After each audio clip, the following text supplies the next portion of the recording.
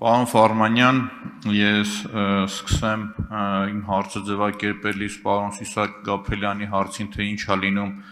երբ որ պարտքը մեծանում է, օրինակ default տերմինը կա, օրինակ հետո հարցը կտամ հենց դրա հետ է կապված, օրինակ երբ որ պարտքդ մեծանում է, հաջորդ պարտք վերցնելուց տոկոսադրույքը ավելի շատ է լինում, ավելի բարձր է լինում,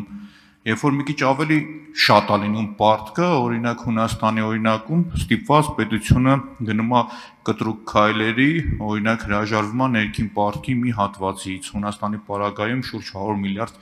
դրամից, իսկ ներքին պարտատոմսերը թողարկելու գնողը պարզ է։ Իմ հարցը հետևյալն է, օրինակ Հայաստանում, որ ներքին պարտքը տենց մեծանա ու պետությունը դեֆոլտի չգնալու պարագայում հրաժարվի վճարել, դրանից տուժողն ով է լինելու ու վճարողն ով է լինելու։ Արձագանք։ Շնորհակալություն, պարոն Մանուկյան։ Նախ ես մի փոքր այլ կերպ փորձեցի պատասխանել, քանի որ մենք նաև մեր հայրենակիցներն են մեզ լսում եւ այդ տերմինն նախ խեղդ չանելու նպատակներից ելնելով շատ པարզ բացատրություն գոյություն ունի։ Պատկերացրեք բիզնես, որը չի կարողանում սպասարկել իր պարտքը։ Վերջը ինչ է լինում։ Հիմա ես եմ այդ հարցը ուղղում, թող մեր հայրենակիցները հետևություններ անեն, վերջը ինչ է լինում։ Իսկ հարցին, թե ով է տուժողը, տուժողը Հայաստանի Հանրապետության քաղաքացին է։ Արձագանք։ Ես մանրամասն իմ ելույթին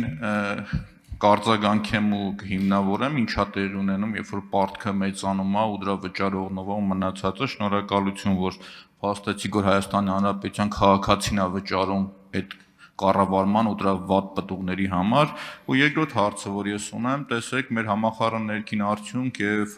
պարտք համակցությունը, որը որ այսօր համարվում է նորմայի մեջ, ռիսկային չի, բայց մեր համախառն ներքին արդյունքի մեջ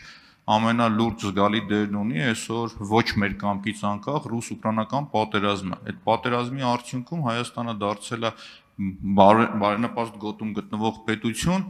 ու այդ տնտեսական, այն որ ոսկին գալիս էր Հայաստան, Հայաստանից գնում էր օրինակ ԱՄԷ, կամ Հայաստանից գալիս է գնում է Ռուսաստան, կամ մեր խոշոր հարկատուների առաջի 20-յակը, որ մենք նայենք, կտեսնենք քանիսն է ուղիղ կապված այդ պատերազմի արդյունքում։ Պատերազմի ավարտից հետո դուք ռիսկեր տեսնում եք մեր